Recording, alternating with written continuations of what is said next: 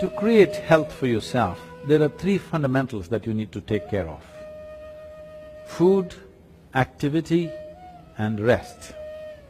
When it comes to food, one of the most important things that you must be conscious of is, on a certain day when you eat a certain type of food, whatever you eat, you must consciously notice how quickly does it digest and become a part of yourself.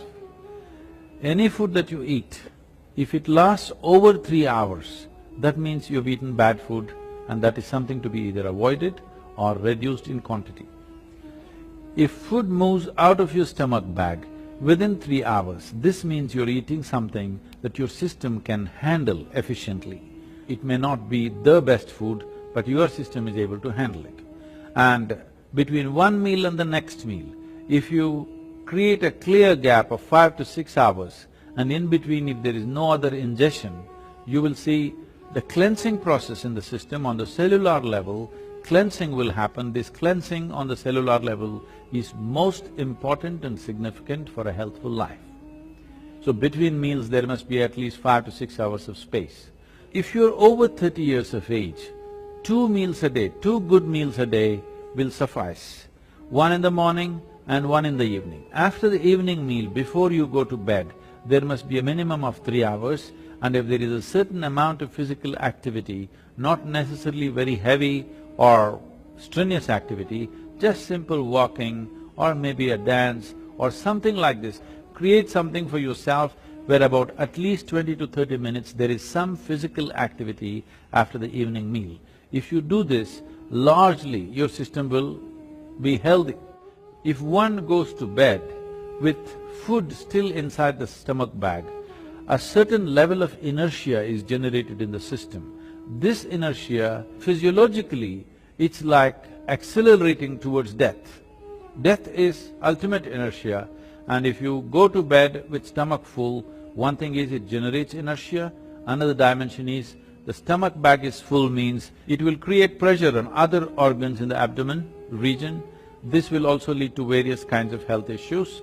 It's very important when you go to bed, again, food has moved out of the stomach bag, that the bag is not heavy to put pressure on as you sleep in different postures. It should not be putting pressure on the rest of the organs. When it comes to activity, in this brief time, I don't want to give you an exercise regimen. The simple thing that we need to understand is, our body is capable of bending forward, bending backward and twisting sideways on either side.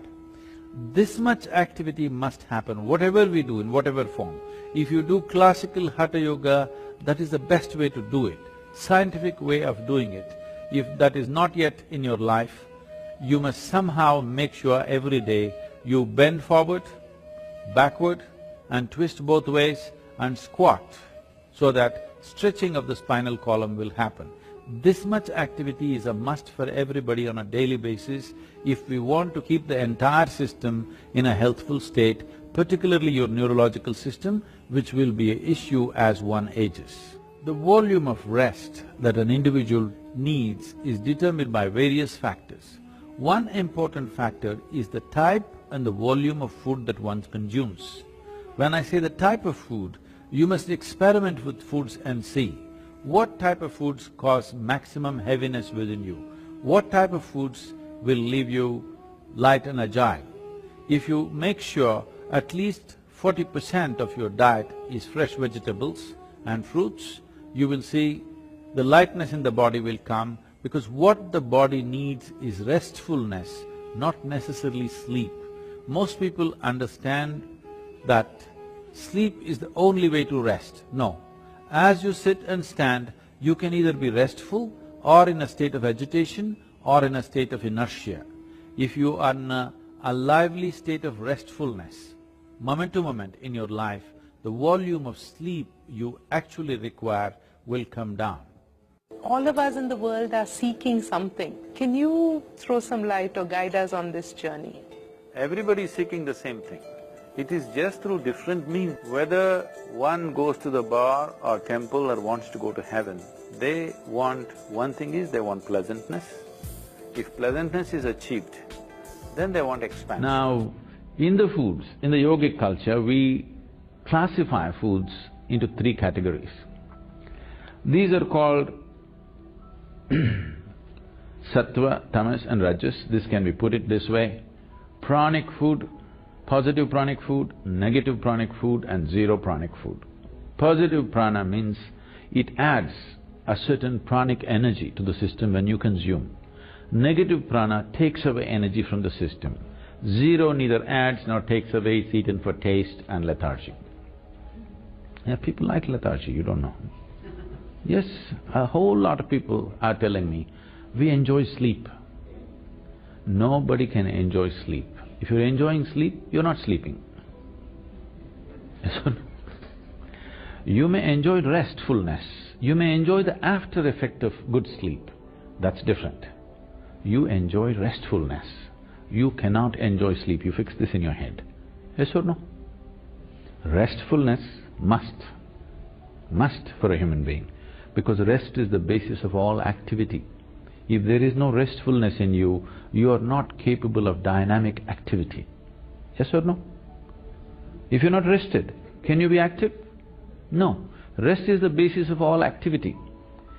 Rest is one thing, sleep is another thing. You must differentiate between the two. Sleep is a certain inertia. The difference between life and death is just this. Life is a dynamic process of the energy. Death is an inertia state of the energy. Sleep is playing between the two. The more you practice that, unknowingly you're inviting death.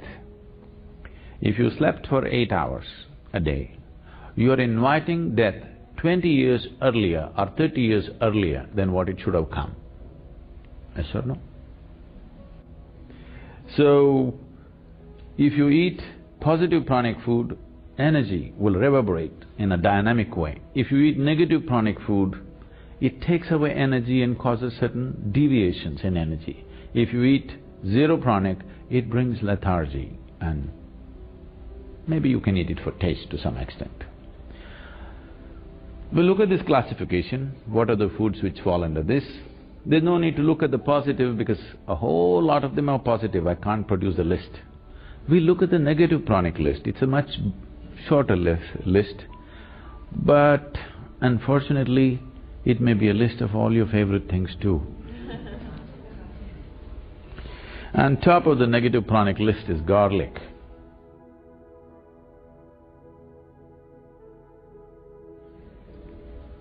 Garlic is a very powerful medicine.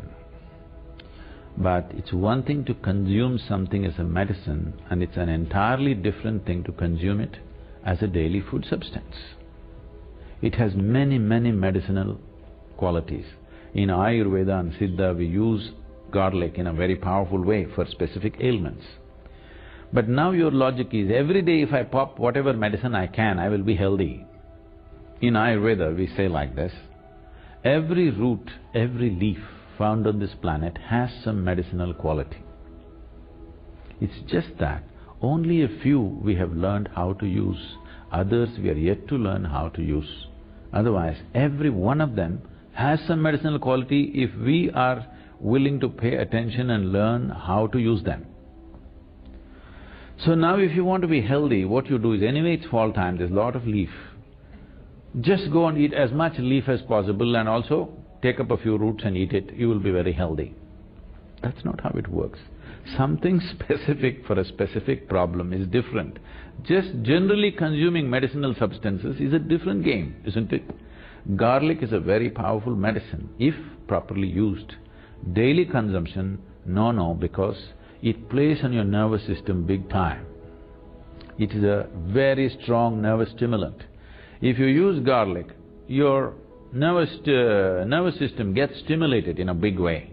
Anything that stimulates nervous system holds you up for some time and then dumps you. Daily usage of nervous stimulants in any form will slowly get you to a place that you become insensitive to life, that you cannot experience. Now, you're holding dog as the ideal because he's more sensitive than you. His nervous system is far more sensitive than you because he can feel things and know things that you cannot know. This is a higher design than the dog, isn't it so? Shall I continue with the list or just leave? I don't want to become unpopular here. Garlic, onion, asafoetida, green chilies. Oh, asafoetida, maybe you're not used to it. It is something very commonly used in Indian cooking. It's a very strong stimulant.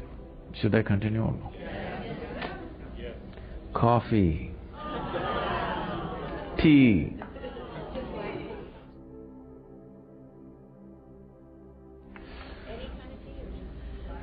No, tea means the caffeine tea is the tea.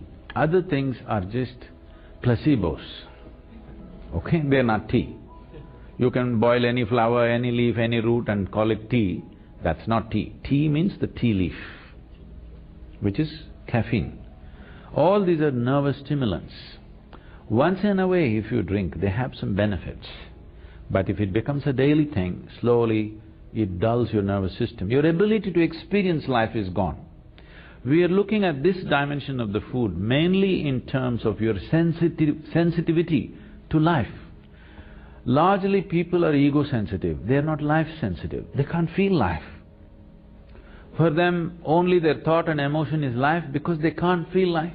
If you walk out into the forest, you can't feel the tree, that's why you call it a wood. You can't feel the creatures around you, simply because the sensitivity is gone in so many ways. One thing is just the modern life, this television, this traffic, these constant reverberations. One thing I find when I come here is, one thing that makes me get out of buildings in this country is, always something is buzzing, you know, boom, something is going. It has a very bad effect on the human system. See, we are also a kind of reverberation. There must be space to allow our reverberations to grow and spread. Now these machines have such powerful reverberation, constantly boom, something is going on. And on top of it, what we cannot hear, all these Wi-Fis and stuff, they are doing their own thing. Yes? In all this, there is no room for you to become life-sensitive. To sit here and be able to experience the whole universe takes a certain level of sensitivity. I am talking about nervous stimulants in that context. You are lowering the possibility of experiencing life. See, for example, if you just touch this, not everybody will feel just a touch the same way. Do you know this? It depends on how sensitive your system is. If you feel this, you can know many things if you're willing. So I'm not a coffee hater, all right? But what I am saying is, a cup of coffee should not determine the quality of your life. By choice, you drink today, tomorrow you walk away, it's fine. If it's a compulsion, if I don't drink my coffee, my day is ruined, then you have to do something about it. Yes? I'm only talking about this. The only parameter is, are you moving towards freedom or are you getting enslaved in some way? With a cup of liquid, you shouldn't get enslaved. Yes? With just about anything, you're getting tangled up. I'm saying do everything by choice, then there's no problem. If you do it by choice, you know when to start, when to stop, isn't it? If you do it by compulsion, what you start, you cannot stop. This is the whole problem. It's not like you become a fanatic, I don't eat this, I don't eat that, I eat this, I don't eat that. Don't become a food fanatic. It's just that eat by choice. Every meal must be by choice. Not that you've decided, this is what you will eat and this is what you will not eat. Don't make food into religion, it is not. It is a choice. And the choice should be according to the needs of the body, not according to social needs, not according to cultural needs, according to the needs of this body, isn't it?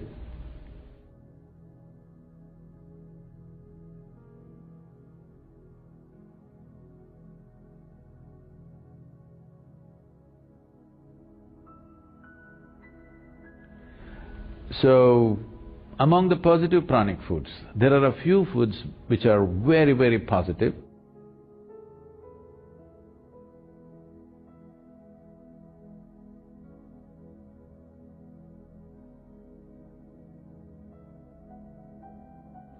On top of the list is what is called as an ash god. I think here they call it a winter melon. It is not of the same potency as we find in India. The Indian ash god is like phenomenal. Ash god is very positive, black pepper is very positive.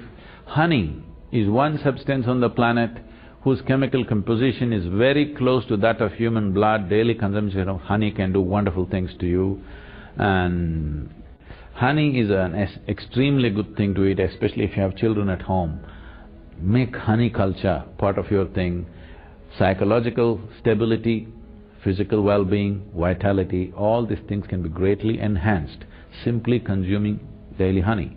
If you have excess fat in your body, if you drink honey with warm water, it breaks down the fat in the system. If you drink it with cold water, it'll give you weight.